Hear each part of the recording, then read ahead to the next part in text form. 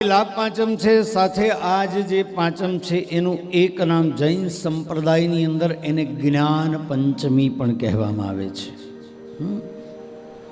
આજના દિવસે ભગવાન મહાવીર સ્વામીને જ્ઞાનની પ્રાપ્તિ થઈ હતી, એટલે આજના દિવસને જ્ઞાન પંચમી તરીકે પણ ઓળખવામાં આવે છે.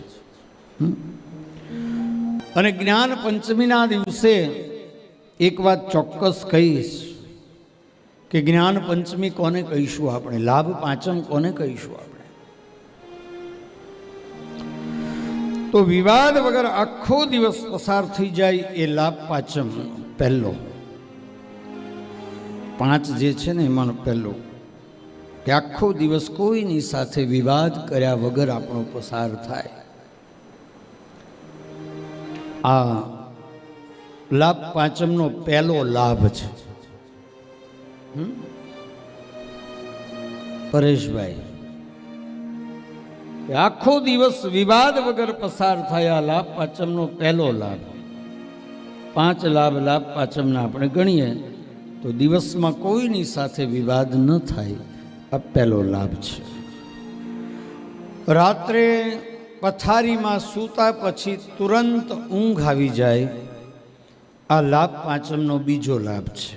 હા, આમ કરવટે બદલવી ન પડે અને પડ્યા ભેગી ઊંઘ આવી જાય. વિનોબા ભાવે એવું કહેતા કે જેમ સ્વિચ પાડો અને લાઇટ ચાલુ થાય ને સ્વિચ ઓફ કરો અને લાઇટ બંધ થાય, એમ તમે પથારીમાં પડો અને ઊંઘ આવી જાય ને, આ જગતનો સૌથી સુખી માણસ છે. તો આ બીજો લાભ છે. પથારીમાં પડો અને ઊંઘ આવી જાય કોઈ પણ ચિંતા વગર. કારણ કે ઊંઘ કોને ના આવે ખબર છે? ચિંતા હોય ને એને ના આવે. હા, અને સાહિત્યકારો લખે છે કે બહુ ઋણા અને પ્રીત વસોયા, બહુ ઋણા અને પ્રીત વસોયા, અને જેની માથે ખટકે વેર ઘણા. સખી નીંદ ના આવે ત્રણ જણા, સખી નીંદ ના આવે એ ત્રણ જણા. બહુ ઋણા અને પ્રીત વસોયા, જેની માથે ખટકે વેર ઘણા. સખી નીંદ ના આવે આ ત્રણ જણા. બહુ દેવું થઈ ગયું હોય ને, કાલ પેલાને 50,000 ને પેલાને 2 લાખ ને પેલાને 5 લાખ આપવાના છે, આવી જશે ઘરે છે તો નહીં કાંઈ, તો એને ઊંઘ ના આવે. બહુ ઋણા, દેવું કર્યું હોય. પ્રીત વસોયા, કોઈના પ્રેમમાં ગળાડું પડ્યું હોય ને એને ઊંઘ ના આવે. હા, અને જેની માથે ખટકે વેર ઘણા. વેર બાંધ્યા હોય બધાની સાથે તો એને ઊંઘ ના આવે, કારણ કે એને ભય હોય ક્યારે કોણ આવીને મારી નાખશે ખબર નહીં. એટલે સાહિત્યકારો એવું કહે છે કે બહુ ઋણા અને પ્રીત વસોયા, જેની માથે ખટકે વેર ઘણા. સખી નીંદ ના આવે આ ત્રણ જણા. પણ પથારીમાં પડ્યા અને તરત ઊંઘ આવી જાય તો સમજો કે આ તમારા જીવનની લાભ પાંચમનો બીજો લાભ છે. ત્યારબાદ આખા દિવસમાં કોઈ એક વ્યક્તિને તમે મદદ કરી શકો તો આ લાભ પાંચમનો ત્રીજો લાભ છે. કોઈ એક વ્યક્તિ જેને ખરેખર જરૂર છે અને એને તમે મદદ કરી શકો ને તો આ લાભ પાંચમનો ત્રીજો લાભ છે. અને ત્યારબાદ ચોથો લાભ છે કે દવાખાનામાં એક પણ પૈસો આપણો ન જાય અને શરીરનું સ્વાસ્થ્ય હોય. અને આપણે ગુજરાતીમાં તો કહેવત છે ને કે પહેલું સુખ તે હે જાતે નર્યા. પહેલું સુખ તે જાતે નર્યા, જાતે ભર્યા.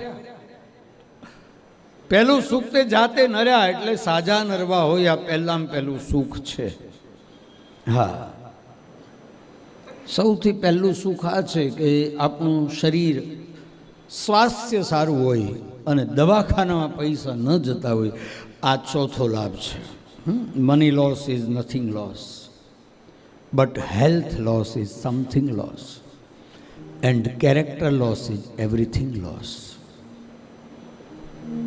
તો પૈસા ગુમાવ્યા તો કંઈ નથી ગુમાવ્યું, પણ સ્વાસ્થ્ય ગુમાવ્યું ને તો ઘણું બધું ગુમાવ્યું છે.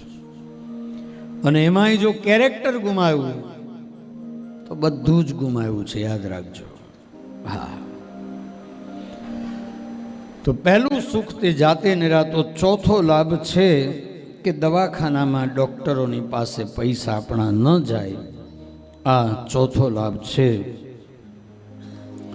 અને પાંચમો અને છેલ્લો લાભ છે કે મહેનતથી અને પ્રમાણિકતાથી આપણે ધન કમાઈએ. જો મહેનતથી અને પ્રમાણિકતાથી ધન કમાઈશું ને તો એ દવાખાનામાં નહીં જાય.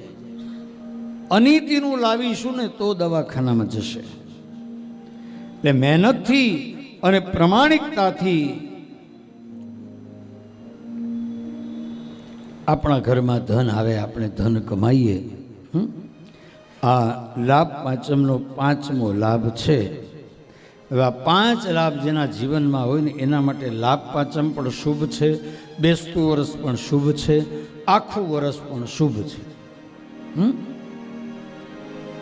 આ પાંચ લાભના ધ્યાન રાખશો તો રોજ લાભ પાંચમ છે. જરૂર નથી ને બીજી વખત ગણાવવાની. યાદ રહી ગયા ને કે આ પેલું કથા ક્યાં પહોંચ્યા એમ પૂછું ને તમને રોજ કેટલું યાદ રહી જાય છે. કાં કેવું યાદ રાખો તમે. તો 5 પ્રકારના લાભ, એ લાભ પાંચમ છે. જ્ઞાન પંચમી છે,